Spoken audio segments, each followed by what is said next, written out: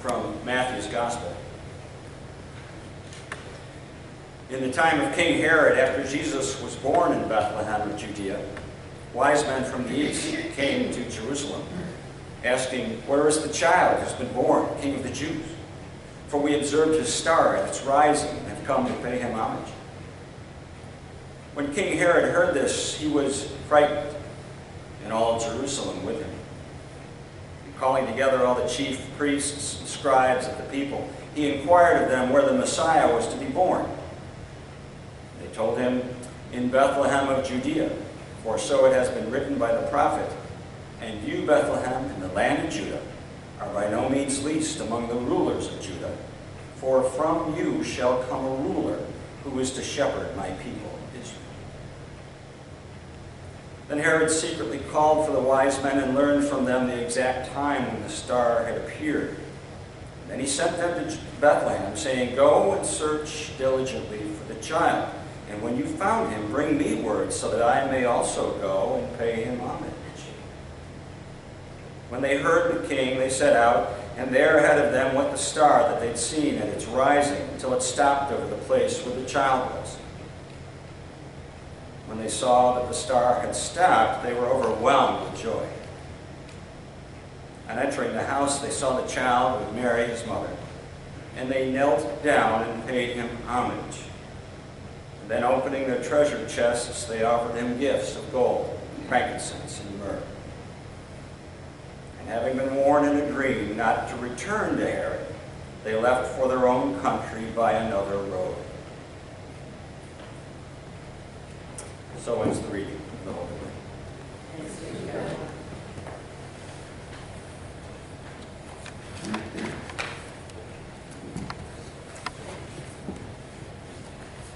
I invite us to pray.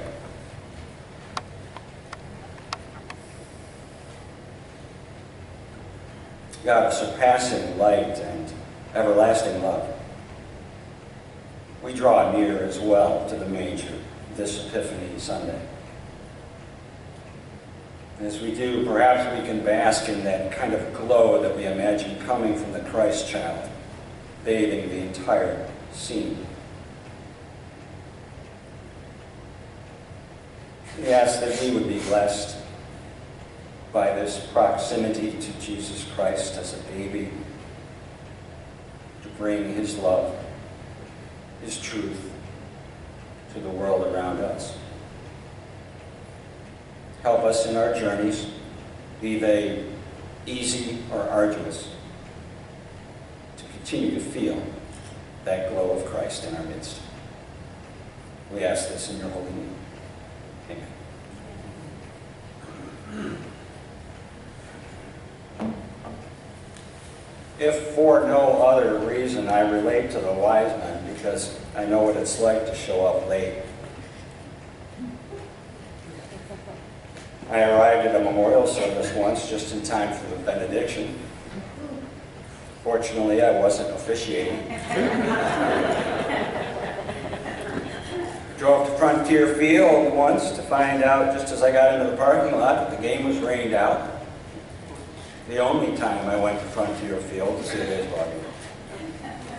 And this year, to keep the theme going, I ordered a gift card for Mary Ann that was delivered to my mailbox just in time for me to wrap it up and give it to her for a New Year's gift.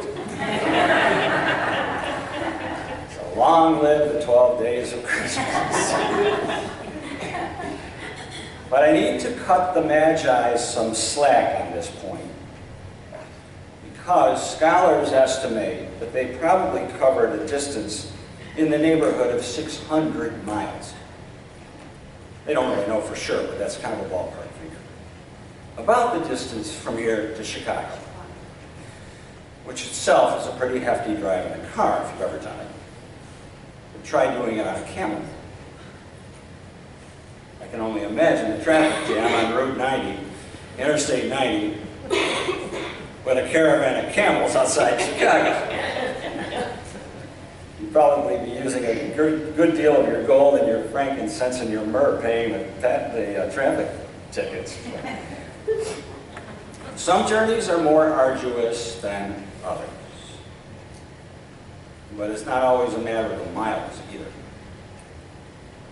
A lot of it has to do with, I think, what we expect to find, maybe, at the end of the journey. Years ago, and I'm really putting myself back into the dark ages with this one, but there was an ad campaign with the slogan, "I'd walk a mile for a camel." Remember that? Nowadays, it seems downright foolish to walk 50 feet for an unfiltered cigarette that's been linked to all kinds of illnesses. But addictions are hard. They're very powerful. But again, it's all about how badly we want to get there. I pose this question. Why is it that I find a 20-mile drive to the dentist harder than a 250-mile drive to the Adirondacks? And they might cost about the same. But one's a whole lot more fun. The Magi were not out on a lark, to be sure. And I guess it wouldn't be accurate to describe their journey as fun, but it was evidently very important to them. And spiritual journeys, I think, can be that way, not necessarily easy and not necessarily fun, but so worth it. I think one of the strange things about these three travelers is that they really had no reason to believe that they would be warmly welcomed. Especially since they came from the East. And the East is admittedly a very big place, but at least scholars tend to think there was a pretty good indication they came from a region that we now know as Iraq and Iran. And if those countries elicit suspicion and maybe even fear in folks today, they sure did back then. Maybe more. Let me put it rather starkly. In modern times, we've invaded Iraq. In those days, essentially, Iraq had invaded us, if you consider us to be Israel. So feelings for these Eastern philosophers from the highly suspect countries, or to say the least, tense. And yet, even though they came from decidedly the wrong side of the tracks, as it were, they persisted in their journey west, following this celestial guide, getting ever so close to their target, almost a direct hit. They only missed by 9 miles. The distance between Jerusalem and Bethlehem. Roughly the distance between here and Canandaigua. A little bit more than here to Antioch. In terms of the percentage of their overall distance, they were remarkably accurate. But even that tiny error was significant because they stumbled into the presence of Herod. Precisely the guy you don't want to tell about the birth of a child king smack in the middle of his precinct. So obviously what ensues is this little charade on Herod's part as he inquires about the baby with an almost Eddie Haskell mock sympathy. I am dating myself again on that one. That really only thinly masked his murderous intent. The gospel writer Matthew accomplishes 2 things with this story. First, he announces that the birth of Christ is meant for the entire world, even those in the East. And secondly, he assures us the entire world doesn't necessarily welcome it. Oddly enough, though, it's the hometown guy who wants to destroy the baby, not the strangers from the East. What's the expression? Familiarity breeds contempt. Proximity breeds contempt. The greatest enemies sometimes can be those nearest. I had kind of a humbling experience. I thought I'd research a little bit about what it's like to come into the United States from any direction, including the East. And it was humbling, to be sure, to read that for those who want to be naturalized into the United States, they have to learn a fair amount. For example, just picked a few out of the hat, some of these questions.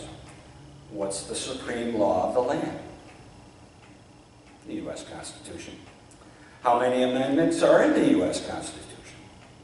27. Who's the Chief Justice of the Supreme Court?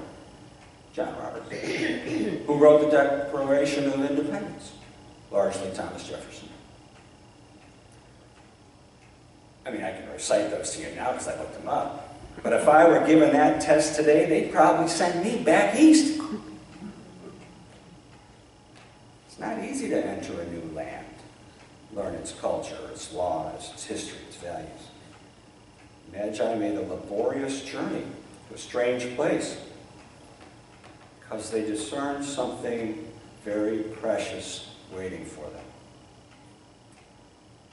It was worth getting dirty, exhausted, lost, threatened. It was worth the trip. And so they loaded up all that they reckoned as most precious to take to this new child of miracle. And according to their yardsticks of their day, what they carried was worth a bundle. And yet, once they arrived and drew near to the child and felt the divine presence that surrounded him, they did something, as I've mentioned, that men of their stature probably never did back home. They knelt down. All their gold and frankincense and myrrh, however well-intentioned, amounted to so much sawdust compared to the gift that the Christ child offered them.